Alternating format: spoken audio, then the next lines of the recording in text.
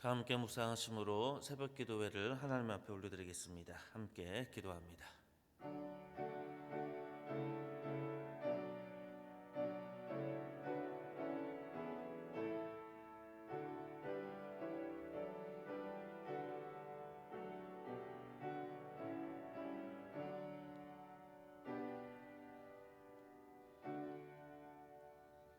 사랑의 하나님, 오늘도 말씀으로 우리에게 다가오시는 주님, 주님의 말씀 앞에 나아갑니다. 주의 말씀으로 우리를 교훈하시고 주의 말씀으로 우리를 위로하시며 주의 말씀으로 오늘도 넉넉히 이 세상을 이기는 믿음을 주옵소서. 예수님의 이름으로 기도합니다. 아멘. 오늘 우리에게 주신 하나님 말씀 시편 34편 1절부터 10절까지 말씀입니다. 시편 34편 1절부터 10절까지 말씀을 한 절씩 교독하겠습니다. 1절의 말씀입니다. 내가 여호와를 항상 송축함이여 내 입술로 항상 주를 찬양하리이다. 내 영혼이 여호와를 자랑하리니 공고한 자들이 이를 듣고 기뻐하리로다. 나와 함께 여호와를 광대하시다 하며 함께 그의 이름을 높이세. 내가 여호와께 간구하매 내게 응답하시고 내 모든 두려움에서 나를 건지셨도다.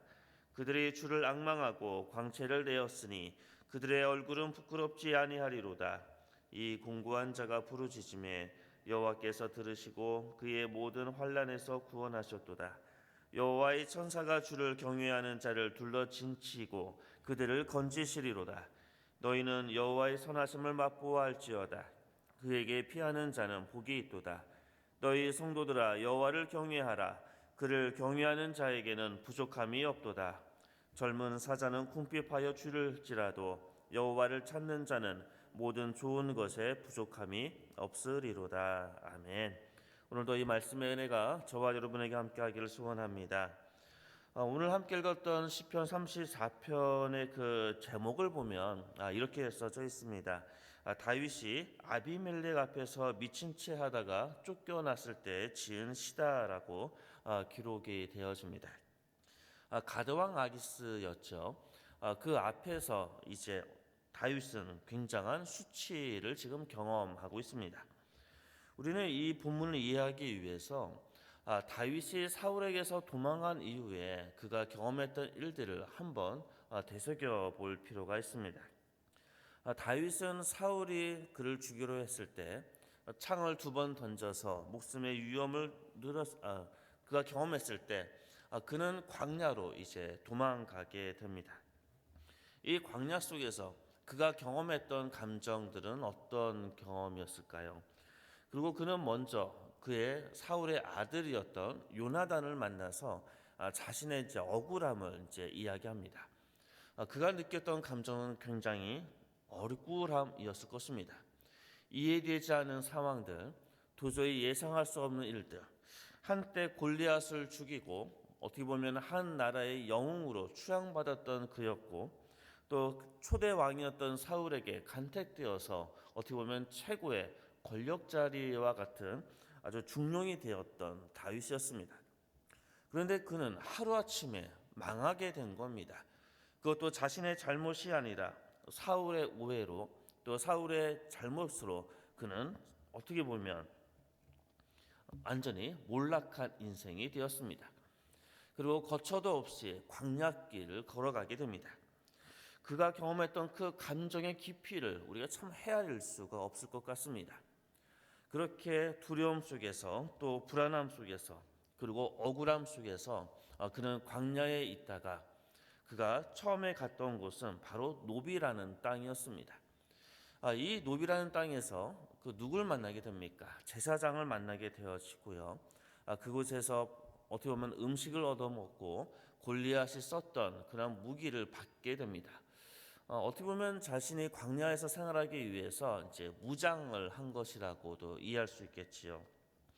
노베에서 제사장을 만나고 나서 그 다음에 그가 피했던 곳이 바로 가드왕 아기스 블레셋 지역에 있는 바로 이 이방 땅으로 도망가게 됩니다. 사실 다윗은 이방 땅으로 도망가면 안 되었지요. 하나님의 약속은 약속의 땅 가나안에 있었기 때문에 그는 그곳에 아마 머물렀어야 될 것입니다. 하나님의 그 뜻, 또 하나님의 생각과 반하여 그가 자신의 생각대로 도망을 쳤을 때 그의 앞에는 바로 또 다른 죽음의 공포, 바로 가드왕 아기스를 만나게 됩니다. 그를 만나고 나서 그는 어떤 일을 하게 됐지요? 그 앞에서 그 공포심 때문에 그는 미친 채를 하게 됩니다. 얼마나 수치스럽고 부끄러운 장면입니까? 사실 이때 다윗은 혼자 있지는 않았습니다. 그가 노베 땅에 갔을 때 이미 자신의 부하 같은 사람들, 젊은이들과 함께 도망을 갔거든요. 그런데 그들과 이방 땅에 가서 죽음의 공포를 경험하니까 그는 미친 채 합니다. 아주 수치스러운 모습을 보여줍니다. 다윗은 이때 이 경험이 얼마나 부끄러웠을까요? 자기 혼자만 경험한 것이 아니라 자신을 믿고 그 광야에 같이 왔던 자신의 동료와 같은 사람, 그들 앞에서 이렇게 부끄러운 짓을 했다는 것, 이것은 참으로 어렵고 부끄럽고 힘든 사건이었을 것입니다. 그러한 수치심이 가득했을 때 다윗이 이제 무엇을 합니까? 바로 오늘 우리가 함께 읽었던 이 시를 지금 기록하고 있습니다. 그런데 이 시가요, 아주 특이합니다. 시편을 보게 되어지면 보통 문답체라고 여겨지는 하나의 그 문학적인 형식으로 써진 시가 있습니다. 그게 무엇이냐면요, 각 구절의 첫 번째 단어는 알파벳 순서로 되어 있다는 겁니다. 그러니까 우리가 가나다라 이렇게 우리나라 알파벳이 있다면 처음 문장은 가로 시작하고 그 다음에 나로 시작하고 뭐 다로 시작하고 그렇게 썼다는 겁니다. 34편은 전체 22절까지 있지요. 히브리어 알파벳은 전체 22개입니다. 그리고 첫 번째 단어가 알렙이라는 단어입니다. 바로 그 알렙으로부터 마지막에 이르기까지 바로 써져 있는 아주 문학적으로 정교하게 고려되어서 써진 그러한 시편입니다. 그런데 이게 좀 약간 이상하지 않습니까? 이 수치심이 가득할 때에 아주 감정의 그 격동을 경험했을 때에 시를 쓰면 어떻게 보면 형식 없이 자신의 감정을 있는 그대로 드러낼 것 같은데 굉장히 정교한 문학적인 장치를 갖고 아주 아름답게 시를 썼다는 겁니다. 그 사실 하나만으로도 우리는 참 이상하다라고 생각할 수 있습니다. 그 다음에 두 번째 이상한 것은요, 이렇게 수치심을 경험할 때 그가 썼던 시편의 내용입니다. 그 내용을 보면 1절을 보면 내가 여호와를 송축합니다. 내 입술로 주님을 찬양합니다. 여러분, 이런 고백이 가능할까요? 지금 다윗이 경험하고 있는 감정, 이 수치심의 그 깊이를 생각하면 이런 고백은 가능하지 않을 것 같습니다. 그 두려움과 공포와 수치심 속에서 내가 여호와를 송축합니다. 내가 여호와를 찬양합니다. 우리는 우리의 경험을 통해서 이런 고백 거의 불가능하다는 것을 경험하지 않습니까? 어떤 인생의 커다란 문제 앞에서 혹시 기도가 되셨습니까? 저의 경험에 의하면 기도가 안 됩니다. 인생의 커다란 문제 앞에서 그냥 한숨만 나오고 잠은 오지 않고 온갖 걱정 때문에 여러 가지 감정에 휘몰아치는 그 감정 때문에 마음이 정돈되지 않는 것이 사실 우리의 현실입니다. 그런데 다윗은 전혀 다른 모습을 우리에게 보여주고 있는 겁니다. 아주 정교하게 써여진 문학적인 구조를 갖고 아름다운 시를 쓰고 그 내용도 내가 하나님을 찬양합니다. 내가 하나님을 송축합니다. 하나님의 선하심을 맛봅니다. 그리고 성도들아 여호와를 경외하라. 그를 경외하는 자에게는 부족함이 없습니다. 이런 시편을 쓰고 있다는 겁니다. 이런 게 어떻게 가능할까요? 그리고 이러한 시편을 통해서 하나님이 우리에게 말씀하시고자 하는 것은 무엇일까요? 우리가 무엇보다 기억해야 될 것은 우리가 커다란 감정과 인생의 문제 앞에서 우리의 마음의 방향성이 어디에 있어야 되는지를 이 시편을 통해서 우리에게 교훈하시고 하나님께서 말씀하신다는 겁니다. 우리의 인생의 문제 속에서 우리는 우리의 여러 가지 감정이 우리를 휘몰아칠 때 그 감정에 몰입되어지면 우리는 잘못된 판단을 하거나 그 감정에 몰입되어지면 오히려 그 감정은 또 다른 감정으로 더 깊고 절망과 우울함으로 다가간다는 겁니다. 이렇게 우리가 여러 가지 감정에 휘몰아칠 때 우리의 방향성이 중요하다는 겁니다. 우리는 하나님을 향해야 된다는 겁니다. 이러한 수치심을 경험하고 나서요, 그 다음에 다윗이 경험했던 감정이 무엇인지 아십니까? 사무엘서를 보게 되어지면 아까 놋땅을 방문했다고 말씀을 드렸지요. 그리고 바로 이방 땅으로 도망을 치면서 바로 죽음의 공포 앞에서 아주 수치심을 그가 경험했다고 말씀을 드렸습니다. 그 다음에 그에게 일어났던 일이 무엇이냐면요, 이 놋땅 안에서 바로 많은 제사장들을 사울이 죽였다는 소식을 듣게 됩니다.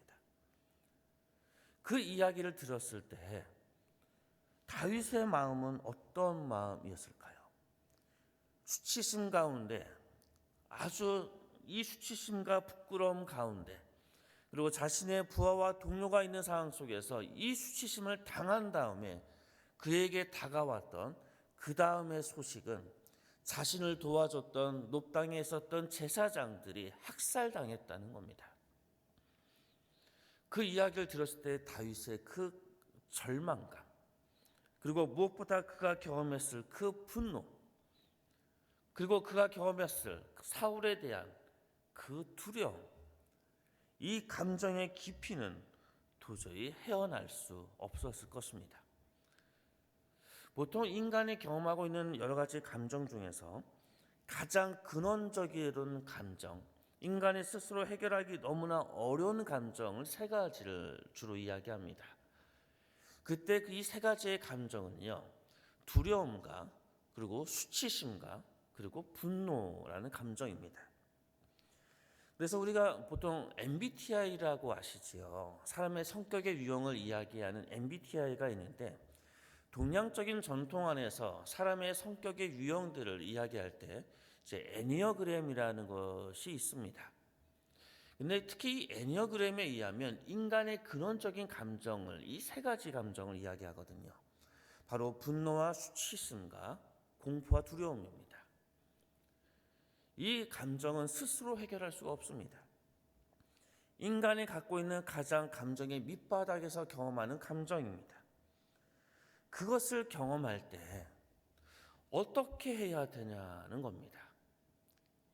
이 수치심의 깊이가 너무나 깊어서요, 다윗은 하나님 앞에 기도하는데 시편의 그 기도문은 두 개가 나옵니다.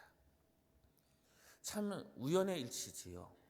보통은 시편에서 하나의 그 역사적 배경 속에서 하나의 시편만 기록되어져 있지만 이 수치심의 깊이가 너무나 깊어서 다윗은 34편과 더불어 바로 56편에도 바로 자신의 이 경험 속에서 수치심 가운데 바로 기도하는 장면이 나옵니다. 놋땅의 제사장이 죽었다는 이 이야기를 듣고 그가 분노에 가득 차 있을 때 그는 무엇을 합니까? 또 시편을 기록합니다. 말씀을 이제 보게 되어지면요, 52편을 보면 나중에 기회가 되면 보십시오. 52편은요, 바로 이 분노 속에서 써진 시편입니다.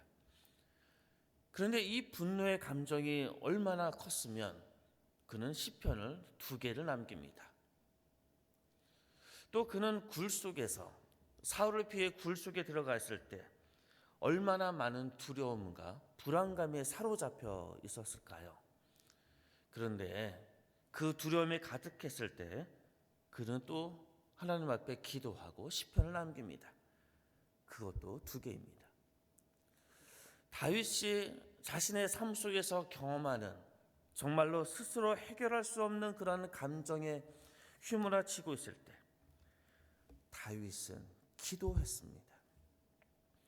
바로 이곳에 믿음의 사람, 하나님의 백성들이 가야 될 방향을 우리에게 보여주고 있다는 겁니다. 사랑하는 성도 여러분, 여러분을 감싸고 있는 지금 삶, 여러분을 극단으로 몰고 있는 혹시 그러한 감정들이 있으십니까? 그때 너무나 힘들겠지만 다윗이 보여줬던 이 믿음의 모습처럼 하나님을 기억해야 됩니다. 하나님께 다가가야 됩니다. 하나님을 찬양하고 하나님 앞에 자신의 이 모든 것을 드러내며 하나님 앞에 가야 됩니다. 그것에만 소망이 있고 그것에만 우리의 살 길이 있기 때문에 그렇습니다. 잘 알고 있습니다. 저도 저의 삶의 경험 속에서 어려움과 감당하기 힘든 감정이 휘몰아칠 때에 기도조차 되지 않는다는 건 너무나 잘 압니다.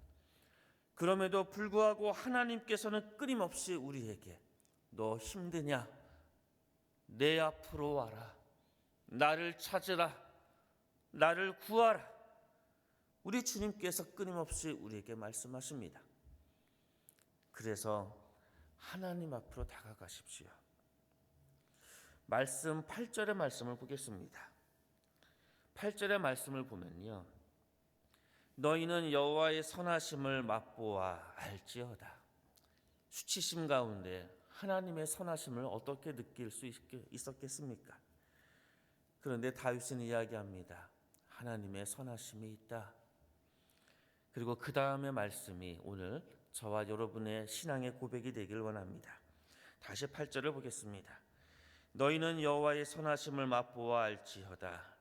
그에게 피하는 자는 복이 있도다. 성경에 복이 있다는 이 말씀은 행복하다라는 단어로 번역할 때 가장 그 의미가 현대적인 의미로 다가옵니다. 하나님께 피하는 자 행복할 것이다 라는 말씀입니다. 아무리 힘들지라도 아무리 우리의 마음을 두렵게 만들고 분노하게 만들고 부끄럽게 만드는 일이 있을지라도 하나님께 피하는 자 되십시오. 그러면 행복해질 겁니다. 이것은 주님의 말씀입니다. 함께 기도하겠습니다. 사랑의 하나님, 오늘 시편을 통해서 우리에게 들려주는 이 말씀 너무나 어렵습니다. 그럼에도 불구하고 우리 스스로 감당하지 못하는 우리의 삶 속에 우리에게 다가오시고 우리를 당신 앞으로 불러주시는 그 주님의 은혜와 은총을 기억합니다. 우리가 주님께 피하오니 세상이 줄 수 없는 그 참다운 행복이 복이 넘치는 하나님의 자녀 될 수 있도록 인도하여 주옵소서. 예수님의 이름으로 기도합니다. 아멘. 주기도문으로 새벽 기도회를 마치겠습니다. 하늘에 계신 우리 아버지, 아버지의 이름을 거룩하게 하시며 아버지의 나라가 오게 하시며 아버지의 뜻이 하늘에서와 같이 땅에서도 이루어지게 하소서. 오늘 우리에게 일용할 양식을 주시고 우리가 우리에게 잘못한 사람을 용서하여 준 것 같이 우리 죄를 용서하여 주시고 우리를 시험에 빠지지 않게 하시고 악에서 구하소서. 나라와 권능과 영광이 영원히 아버지의 것입니다. 아멘. 오늘도 말씀을 생각하며 함께 기도하기를 원합니다. 주님께 피하겠습니다. 주님께 피하오니 주님의 선하심을 맛보게 하시고 우리에게 세상이 줄 수 없는 평화와 행복을 허락하여 주옵소서. 그런 기도 주님 앞에 함께 올려드리도록 하겠습니다. 함께 기도합니다.